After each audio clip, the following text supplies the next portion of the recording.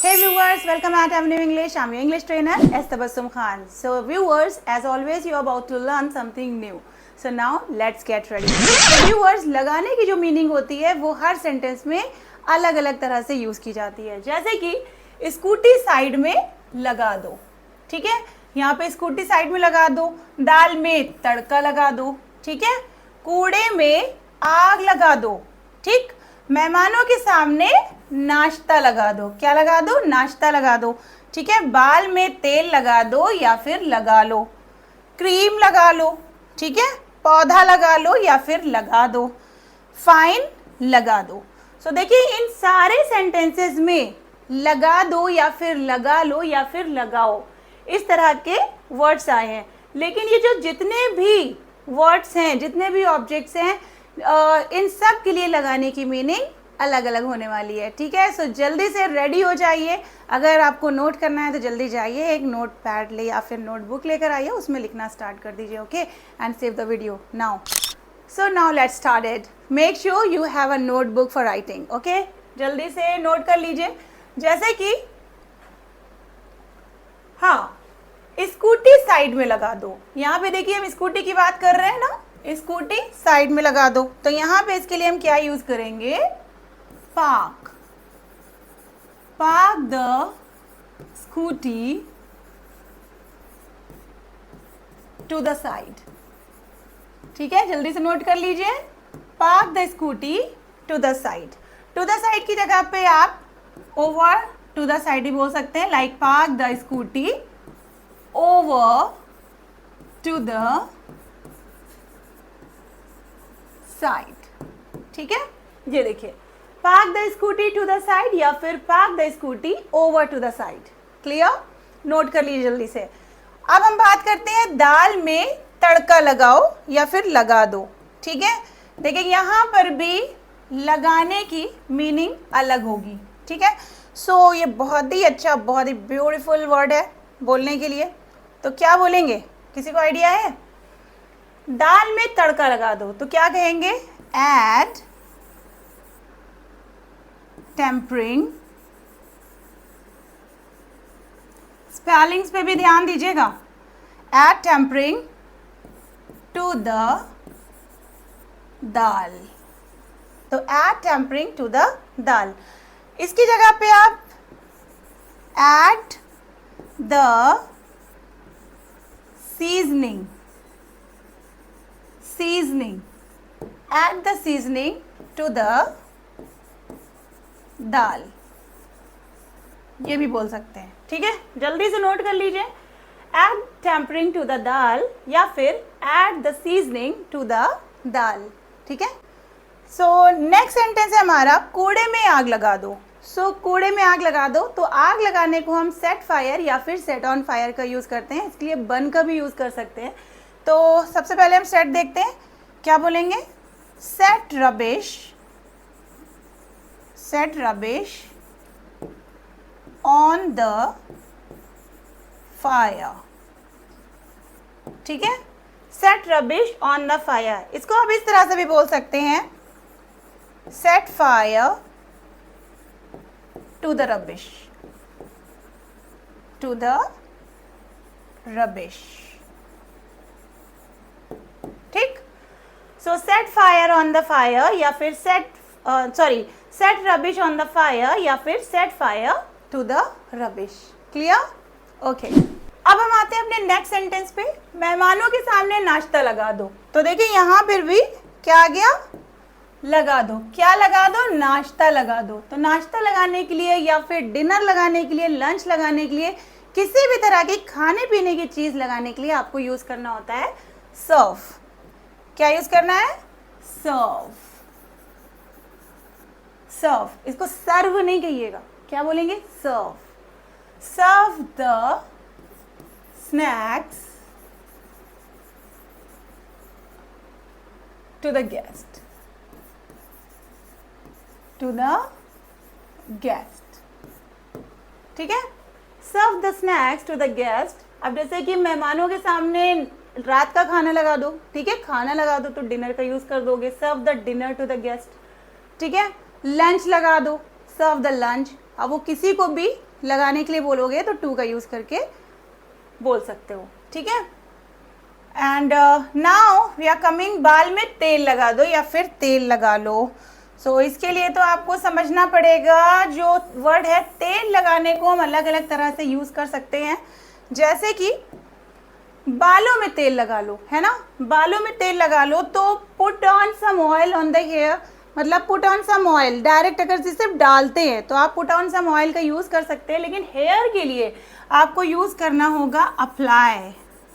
क्या यूज़ करना है? Apply oil to the hair. ये कॉन्टेक्स्ट के अकॉर्डिंग होगा, apply oil to the hair. जैसे कि बालों में सिर्फ डाल रहे, सर पे डाल रहे होते हैं तेल, तो उसके लिए पुट ऑन का यूज़ करते हैं, लेकिन आप ऐसे करके लगा रहे हो तो वो अप्लाई का यूज़ करोगे, ठीक है। अब अगर जैसे कि आप हाथों में तेल लगाने के लिए बोल रहे हो कि हाथों में तेल लगा लो, तो उसके लिए आप बोल दोगे rub in, rub some oil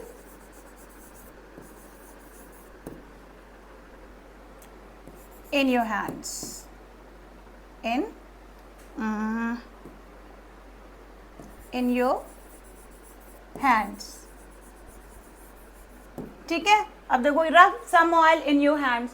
इसी तरह से अगर आप किसी मशीन या फिर गैजेट या फिर डिवाइस की बात कर रहे हो, उसमें तेल डालने की बात कर रहे हो, तो उसमें डायरेक्ट आपको ऑयल का यूज़ करना होगा, ऑयल इट। क्या बोलोगे? इसमें तेल डाल दो, ऑयल इट, ठीक है, ऑयल इट। तो हर जगह कॉन्टेक्स्ट के अकॉर्डिंग यूज़ करते हैं, ध्यान रखिएगा। अभी तो फिलहाल इतना सीखिए, इतना काफ़ी है आप लोगों के लिए। मसाज कर रहे हो अगर तेल से, तो मसाज विद ऑयल होगा, ठीक है, massage with oil. And now cream लगा लो, इसको भी समझ लेते हैं हम। क्रीम लगा लो या फिर कोई भी मेकअप का सामान लगा लो, उसके लिए आपको यूज़ करना होता है अप्लाई, ठीक है। जैसे भी आपने ऑयल के लिए भी यूज़ किया था, इसी तरह से आपका क्रीम में भी आ जाएगा, अप्लाई क्रीम, ठीक है। और जैसे कि लिपस्टिक लगा लो, क्या हो जाएगा? Apply the lipstick, lipstick, lipstick मत बोलना, ठीक है, अप्लाई लिपस्टिक।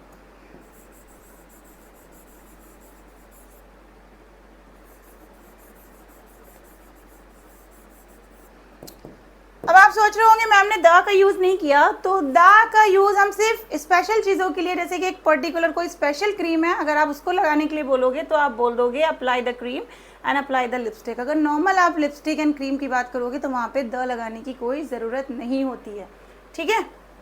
सो ये सेंटेंस कंप्लीट हो गए, यहाँ पे आगे बढ़ते हैं। सो अब हमारा आता है नेक्स्ट वर्ड, पौधा लगा लो या फिर पौधा लगा दो। पौधा देखिए, जो सब छोटा छोटा, मतलब जो छोटा सा एक पौधा होता है उसको क्या बोलते हैं? सैपलिंग, ठीक है। तो उसके लिए हम बोलेंगे प्लांट अ सैपलिंग। सैपलिंग मीन्स होता है पौधा। कौन सा पौधा? जो बिल्कुल छोटा पौधा होता है, यंग प्लांट। क्या होता है? यंग प्लांट, ठीक है, नोट कर लेना साइड में, इसकी भी नॉलेज हो रही है आपको। Young plant, okay. तो जो स्मॉल प्लांट होता है, यंग प्लांट होता है, मतलब छोटा छोटा पेड़, तो पौधा, तो उसके लिए हम प्लांट अ सैपलिंग का यूज़ करते हैं, ठीक है। और आपने देखा होगा जो सीड से छोटे छोटे पौधे निकलते हैं, मतलब छोटे छोटे बिल्कुल बेबी प्लांट, तो उनको बोलते हैं प्लांट अ सीडलिंग। जो छोटे छोटे जो प्लांट होते हैं उनको सीडलिंग बोलते हैं, जो अभी बिल्कुल बेबी न्यू बॉर्न होते हैं, ठीक है। सो बेबी प्लांट, बहुत ही मिनी बिल्कुल छोटे से, ठीक है। अब हम आते हैं थोड़े बड़े पेड़ की तरफ, जैसे कि एक बड़े बड़े ट्रीज होते हैं उसको लगाते हैं, तो उसके लिए प्लांट अ ट्री, ठीक है, प्लांट अ ट्री। ये कब बोलेंगे? जब पेड़ थोड़ा सा यंग है, उससे बड़ा हो जाता है। बड़े बड़े पेड़ लगाए नहीं जाते, गार्डन्स में लगाते हैं हम लोग, घरों में भी लगाते हैं। तो देखिए यहाँ पे पौधा लगाने के लिए भी अलग अलग वर्ड्स का यूज़ हुआ है, मतलब कि छोटे प्लांट, जो यंग प्लांट्स होते हैं उनको सैपलिंग बोलते हैं, और जो बीजों से निकल के जो प्लांट बोलते हैं उनको सीडलिंग बोलते हैं, और जो थोड़े से बड़े प्लांट होते हैं, मतलब एडल्ट प्लांट्स होते हैं, तो उनको ट्री बोलते हैं। क्लियर हुआ?